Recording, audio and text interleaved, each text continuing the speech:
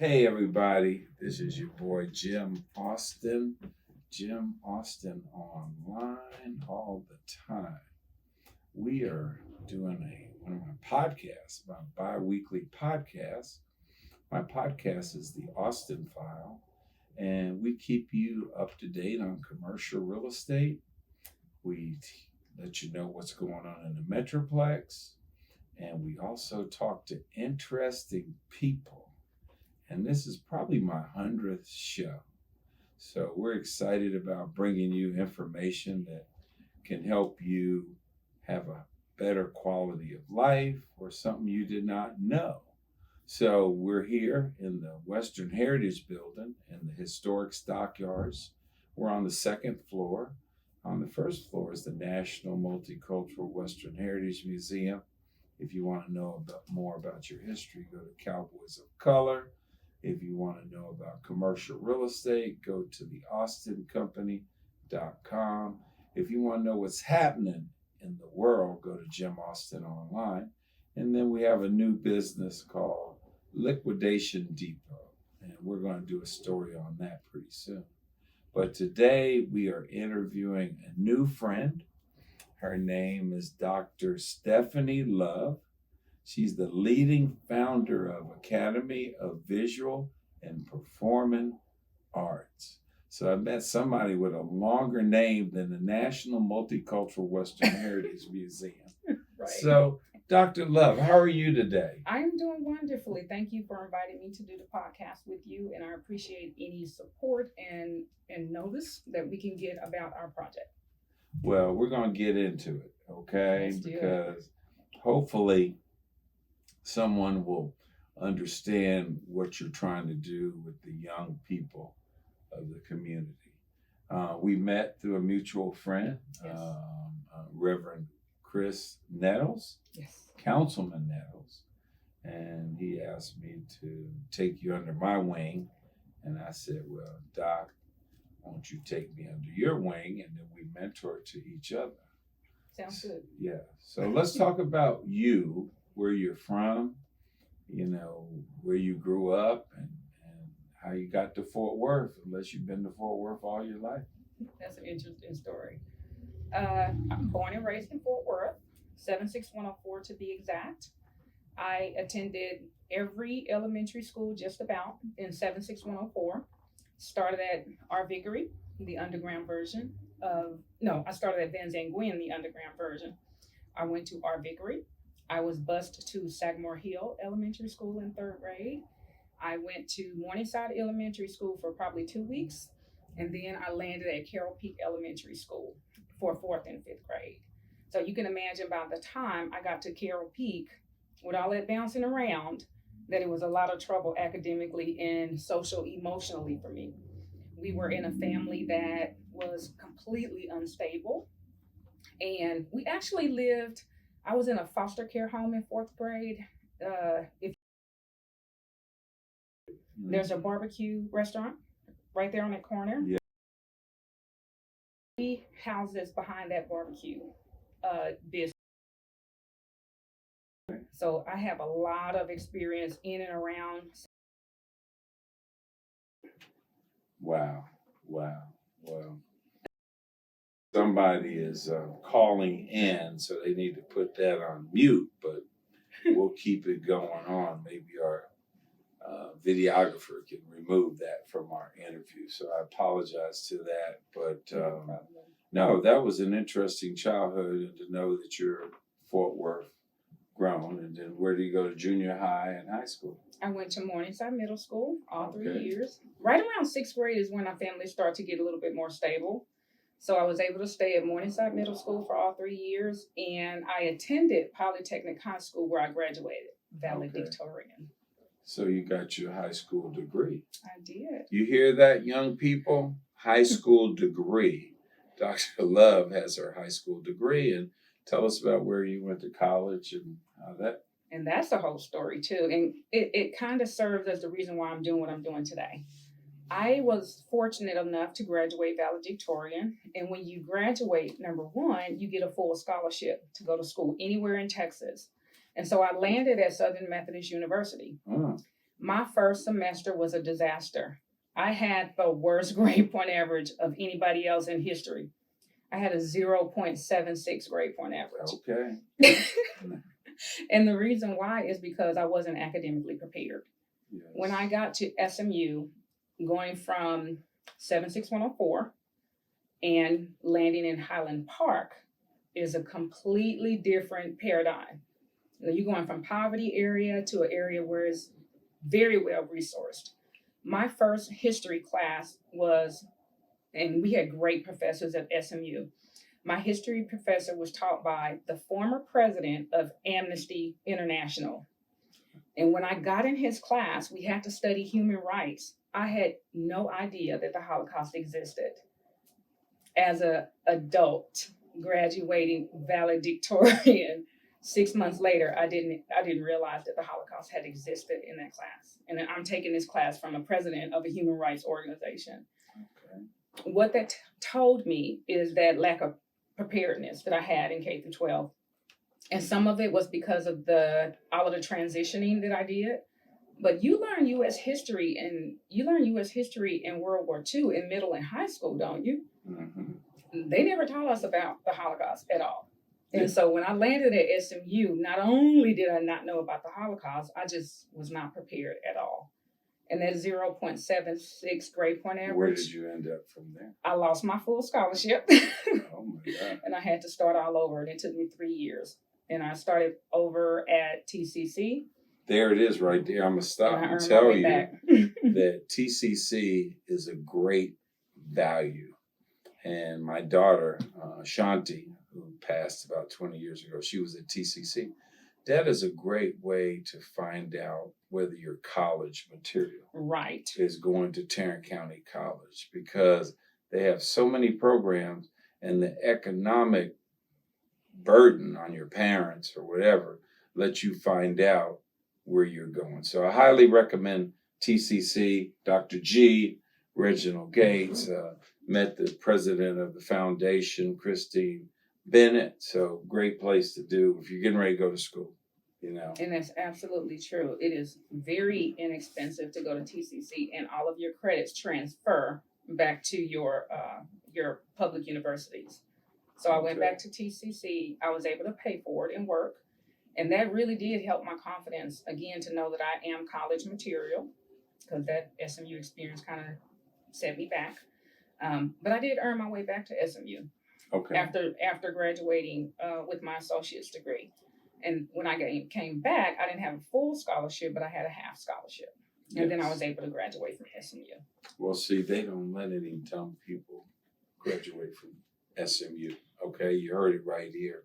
And great school. And one of my friends, Troy and Gerald Alley, are big involved at SMU and on the board and all. So, okay, moving forward, you now still in Fort Worth, never left Fort Worth. And I left. You're here making some things happen. So tell us about the Academy of Visual and Performing Arts. This is my 20th year in public education, and I started at Meadowbrook Middle School. I taught English language arts, 8th grade. I was assistant principal at David K. Sellers Elementary School in Forest Hill. Okay, you got it together. And then, yes, you got to recognize. And then it was under Sonia Starr Wicker. Also, she was my principal. And I was recruited to be a principal in West Dallas, right across the street from the West Dallas Project. Okay. So in turning around those schools, and over the last 20 years, I've been able to help impoverished students in a number of different communities, not just in Texas, but in Louisiana, Minnesota, Utah, South Carolina, to help improve academics. And so if I'm going to dedicate and be passionate about improving academics, I can do so in my hometown. And so I am seeking to open a creative arts public charter school in District 8, which is 76104, which is where I was born and raised and educated, so that we can turn it around for our community. This school is built 100% on equity and access. We've got performing arts schools, not just with Fort Worth ISD, but we have a performing arts charter school also in Fort Worth. However, they're not serving the students in 76104. And so we designed a school that is not a magnet school for the students to explore creative arts in 76104, where I was born and raised. We have a lot of talent on this side of I-35 West, on the east side of town. We have a lot of talent, but I feel like we are not nurturing that talent well enough, and we're not supporting that academics well enough. And that's why I'm proposing this school. Okay. So you have your 501c3? I do. We do. Very important. So y'all can write a check to help Dr. Love move her curriculum and school forward.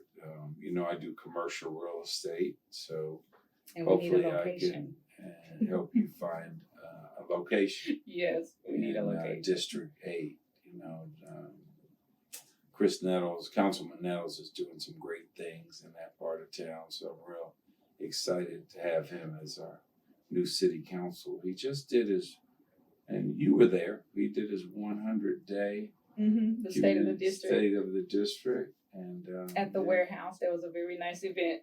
Yes, at the warehouse. So you can check that out. So if someone now, are you doing programming now? Are you know Dr. Elizabeth Branch? I don't know Dr. Branch, but I'd love to meet her. You need to call her. Okay. Her and James Branch. She's the, I guess, kind of the grandmother or mother of Southeast Fort Worth, an educator. She used to have a nursery school, B and Bell. Okay. And she's a legend around here. And I think she's still teaching at TCC. Awesome. So I'll give you her contact. You call her immediately. And you just mentioned my name. I'm just like one of her children. And she's amazing.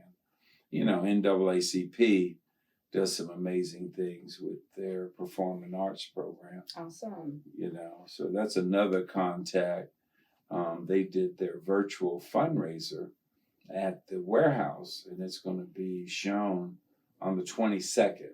Okay. So I'll make sure you know about that. Awesome. It's, their banquets usually have 800-900, but because of the pandemic, my business partner and I, Dwayne Washington, had the pleasure of doing a virtual fundraiser, and they'll be showing it on Friday evening, about an hour and a half. So make sure you know about that. I think it's in my newsletter. In fact, I know it'll come out and get that. So tell us about your passion. You have any children yourself? I do. I'm passionate, number one, about this project because I know it'll solve some of our issues around education in our community. Because of that work, I don't really have any hobbies right now, but I do have 3 adult children.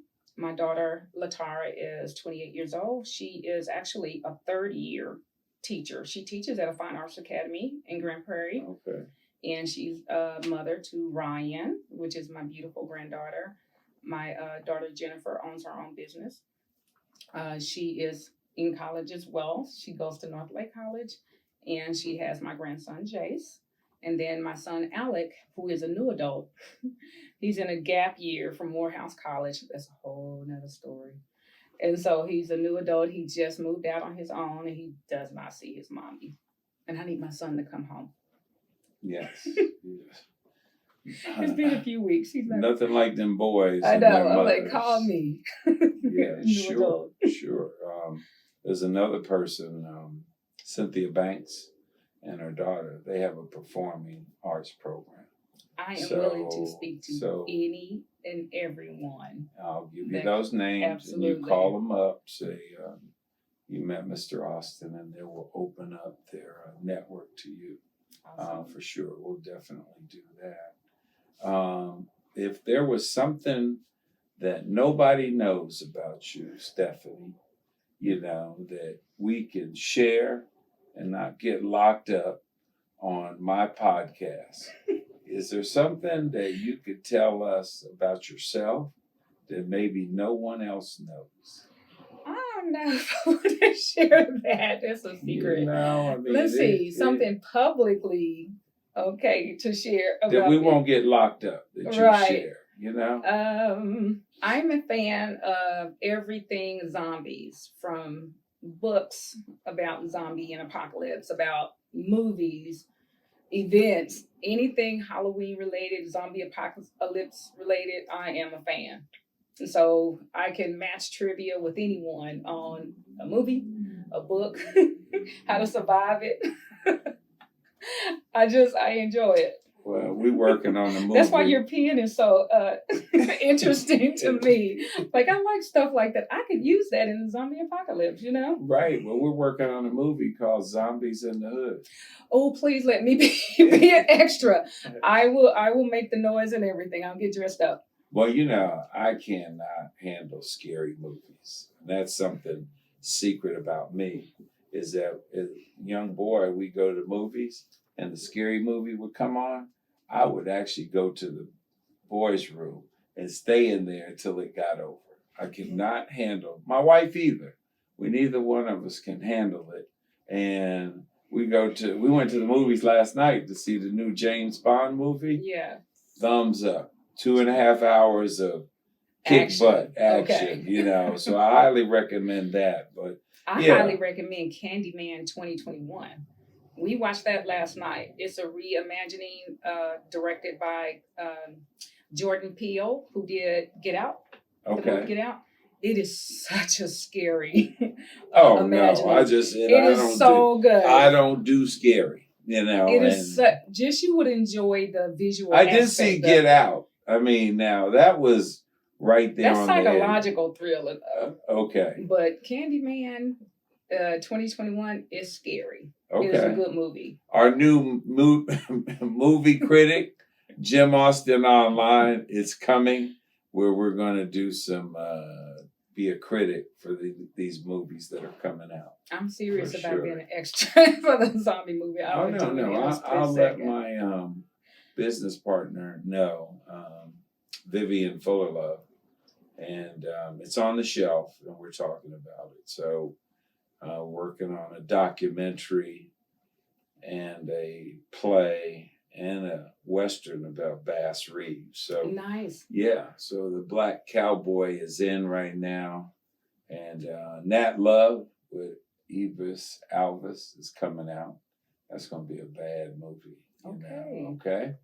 So, you see how we're talking about that creative aspect of even in the things in the work that you do, how it aligns so much with the human experience and our history and our culture. Yeah. All those things are a part of the new design of the school, where students are really diving deep in their culture, in their history, and harnessing their creativity in movies and script writing, in acting, in photography and set design. They're doing all of those things that you seem to enjoy, that helps. It just brings about enjoyment in life and enjoyment in school when you can do things like that. Give everybody your contact information, your email, your website, and you can give them your cell phone number, because I think in your situation, being new, you need to be able to contact you. So go ahead. Absolutely. Our Facebook page is at AVPA, AV Victor, PA schools.org. Wait, I'm mixing it up. AVPA Texas is the Facebook, Instagram, Twitter. All of it is AVPA Texas. Our website is avpaschools.org. My cell phone number is 817-966-0419. My email address is slove@fellow.bes.org. Email me, call me, contact me via Facebook, via the website. If you think that you support the Academy of Visual and Performing Arts, if you want to help in any way, if you like a one-on-one meeting where I further explain the school model, I'm willing to do that. We need all hands, voices, eyes on this project so we can bring it through to fruition for the students in our community, because they need it. Well, Dr.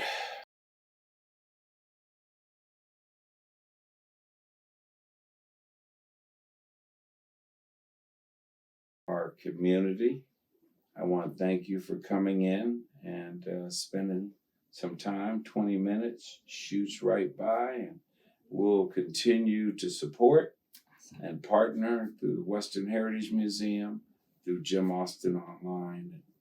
I'm now signing up to be your official realtor. You heard it right and here. and the producer for the zombie movie, right? Right. You Okay. know,